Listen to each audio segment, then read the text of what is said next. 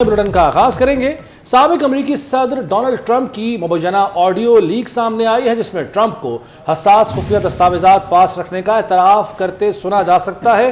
अमेरिकी मीडिया ने एक ऑडियो रिकॉर्डिंग हासिल की है, जिसमें डोनाल्ड ट्रंप व्हाइट हाउस छोड़ने के बाद खुफिया दस्तावेज रखने का एतराफ कर रहे हैं और सदर ट्रंप को यह कहते हुए सुना जा सकता है कि ये कागजात हैं और ईरान के बारे में इस दस्तावेज का हवाला देते हुए, जिसे वो इंतहाई खुफिया करार देते हैं, ये फौज ने किया था और मुझे दिया था। सदर की हैसियत से इसे मंजर आम पर ला सकता था, लेकिन अब नहीं।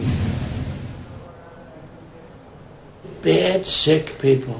That was your coup, you know, against you. No, it started right at the like beginning. when Millie's talking about, oh, you were going to try to do a coup. No, they were trying to do that before you even were sworn in. That's right. Trying to overthrow your election. Well, with Millie, let me see that. I'll show you an example. He said that I wanted to attack Iran. Isn't it amazing? I have a big pile of papers. This thing just came up. Look. This was him. They presented me this. This is off the record, but they presented me this. This was him. This was the Defense Department and him.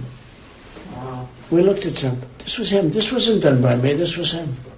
All sorts of stuff. It's pages long. Look. Wait a minute. Let's see here. Wait a minute. Yeah. I just found. Isn't that amazing? इसी में बात करते हैं दिफाई तज्ज़ियाकार brigadier retired Haris Nawaz साहब साथ मौजूद हैं। बहुत शुक्रिया ब्रिगेडियर साहब वक्त देने के लिए। सर, कितनी मुश्किलात में इजाफा हो सकता है साबिक सदर डोनाल्ड ट्रंप की, जो ये खास तौर पर जो ऑडियो सामने आई है, आपने भी यकीनन सुनी होगी। बिल्कुल, और देखें ये एक जिस तरीके से ऑडियो टेप की गई है और जिसमें बातें बता रहे हैं कि मैं दस्तावेज भी टॉप सीक्रेट डॉक्यूमेंट ले गया, फिर वो कह रहे हैं कि जो मुझे मार्क मिली कहते थे कि जी आप ईरान में हमला करना चाहते थे। देखें, इनका मकसद क्लियर करें। वहाँ पर क्या किसी ने अमेरिका में जब ये सामने आई है तो किसी ने इस मामले को संगीनी को देखते हुए कोई बात उठाई है? बिकॉज वो फील करते हैं कि जो नेशनल सिक्योरिटी है, जो खुद मुख्तारी है, उसके ऊपर इंफरादी राजदारी जो होता है ना, पर शोर खाना ऑर्डर ये मुनासिब है। किसी ने वहाँ पे शोर नहीं लगाया और ये बड़ी समझने की बात होती है कि ये चाहे आप इंफरादी राजदारी एक बुनियादी हक ही है, लेकिन अगर कौमी सलामती को खतरा लाहक हो तो दैन इसकी कोई भी कसर नहीं उठानी चाहिए। राजधानी के हाथ और कौमी सलामती के दरमियान एक नाजुक तवाज़ुन है, जिसमें कौमी सलामती एज ले जाती है, वो उसको ओवररूल करती है इंफरादी राजदारी को। ये बहुत अहम बात समझनी है जो हमारे मुल्क का समझने की जरूरत है। अमेरिका में क्या किसी ने इसके ऊपर कोई शोर मचाया? क्या किसी ने कहा कि ये क्यों टेस्ट की गई? बिकॉज नेशनल इशू के ऊपर, नेशनल सिक्योरिटी के ऊपर, इशू के ऊपर, कौमी सलामती के इशू पर वो कोई कॉम्प्रोमाइज नहीं करती और इसमें आई एम श्योर कि ट्रम्प इसमें बहुत ज़्यादा प्रॉब्लम भी होगा। इसी तरीके से अपनी जहाँ पाकिस्तान में भी इसी तरीके से एक ऑडिट होती है, ये बहुत जरूरी है। आपके वज़रा, आपकी बहुत इम्पोर्टेंट पर्सन जो सब के डॉक्यूमेंट को हैंडल करते हैं, उन पर नज़र रखना पाकिस्तान में बहुत जरूरी और होना भी चाहिए, ताकि कम से कम ये पता हो कि कौन किस तरह की बात कर रहा है, उसे कितना ज़्यादा नेशनल सिक्योरिटी इशू बन सकता है। और ये कोई ऐसी बात नहीं है, हर जगह पर होता है और हमें खासतौर पे पाकिस्तान में जहाँ इतने ज़्यादा कंसर्न नहीं है, हम इसकी अहमियत को नहीं जानते कि कौमी सलामती वर्सेस इंफरादी आपकी जो सलामती है या सिक्योरिटी है, वो कौन सी चीज़ को फौकियत रखती है, ये हमने समझने की जरूरत है। और इसी तरह हुकूमत की निगरानी की सलाहियतों को बढ़ा दिया गया था, आपको ज़्यादा पहले किया गया था। बरतानिया ने भी 2016 में एक्ट लेकर आया था ताकि वो भी मॉनिटर करते हैं। दुनिया में हर जगह ऐसी चीज़ें की जाती हैं, हमारे मुल्क में इसको और सख्ती करनी चाहिए, इसको इजाज़त देनी चाहिए, बल्कि आई वुड से इसके ऊपर कानून साजी करनी चाहिए। ठीक है ब्रिगेडियर हारिस नवाज साहब, बहुत शुक्रिया आपका। पाकिस्तान और IMF कर्ज मुआहिदे के बहुत करीब। वज़ीर आज़म शहबाज शरीफ जल्द मुआहिदे के लिए पुरुमीद है। वज़ीर आज़म और मैनेजिंग डायरेक्टर IMF में फ़ोन पर राब्ता हुआ है। वज़ीर आज़म शहबाज शरीफ का कहना था कि उम्मीद है IMF से हम आहंगी 1-2 रोज़ में फैसले की शक्ल इख्तियार करेगी। MD IMF ने कहा कि पाकिस्तान की मुआशी से हैं। वज़ीर आज़म ने मुआशी बेहतरी के अहदाफ मुश्तरका कोशिशों से हासिल करने के अज़्म का इयादा किया। IMF सरबराह ने वज़ीर ख़ज़ाना इसहाक़ डार और उनकी टीम की प्रोग्राम से मुताल्लिक़ कोशिशों का एतराफ़ किया। IMF سربراہ نے وزیراعظم شہباز شریف کے قائدانہ عزم کی تعریف کی۔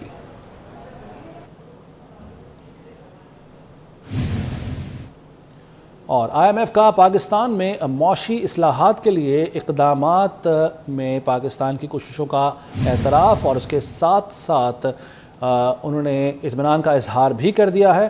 IMF mission chief Nathan Porter کا کہنا ہے کہ پاکستان نے ادائیگیوں کے توازن کا دباؤ کم کرنے کے اقدامات کیے ہیں۔ پالیسی ریٹ کو مہنگائی کے مطابق بڑھایا گیا ہے، فارن ایکسچینج ریٹ کو مزید فعال کیا گیا ہے۔ IMF چیف پاکستان کے حالیہ بجٹ میں ٹیکسوں کی شرح بہتر بنائی گئی ہے۔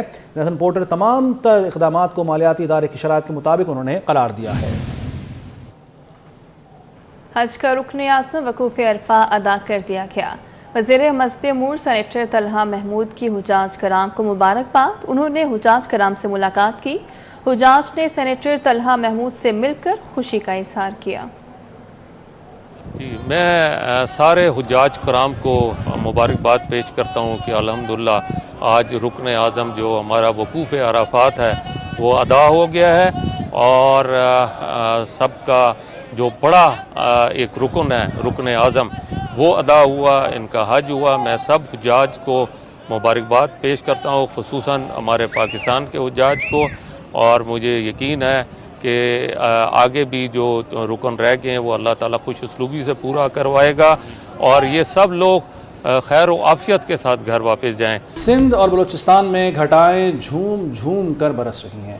ہب، بیلا، جعفر آباد میں گرج چمک کے ساتھ موسلادھار بارش ہو رہی ہے۔ سندھ کے اضلاع لاڑکانہ، سکھر، نوشہر و فیروز، شکارپور، قمبر سمیت دیگر شہروں میں طوفانی بارش سے گرمی کا زور ٹوٹ گیا۔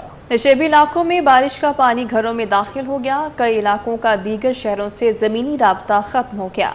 ہب، بیلا اور مضافاتی علاقوں میں گرج چمک، تیز ہواؤں کے ساتھ موسلادھار بارش جاری ہے۔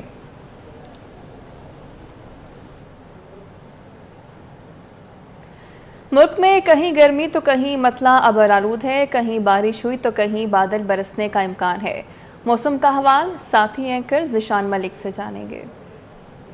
بیشتر علاقوں میں موسم گرم رہا، تاہم پری مانسون سسٹم کے تحت بالائی پنجاب، اسلام آباد، بالائی خیبر پختونخوا، مشرقی بلوچستان اور کشمیر میں چند مقامات پر آندھی اور گرج چمک کے ساتھ بارش کا امکان ہے۔ اگر پنجاب کی بات کریں تو جناب لاہور، راولپنڈی، ملتان، ڈیجی خان، گجرانوالہ اور ساہیوال ڈویژن میں مختلف مقامات پر بارش ہوئی۔ آئندہ 24 گھنٹوں میں ان علاقوں میں کہیں ہلکی تو کہیں موسلادھار بارش ہو سکتی ہے۔ لاہور میں زیادہ سے زیادہ درجہ حرارت 36 ڈگری سینٹی گریڈ ریکارڈ کیا گیا۔ اسلام آباد کی اگر بات کر دی جائے تو یہاں بھی دن کے اوقات میں موسم گرم رہا، تاہم شام کے بعد گرج چمک کے ساتھ بارش کا امکان ہے، اور یہاں پر ٹیمپریچر یعنی درجہ حرارت زیادہ سے زیادہ 34 ڈگری سینٹی گریڈ ریکارڈ کیا گیا۔ آگے بڑھتے ہوئے سندھ کا بھی ذکر کر لیتے ہیں تو جناب سندھ میں بھی موسم گرم رہا، جبکہ بعد از دوپہر گرد آلود ہوائیں چلنے کا امکان ہے۔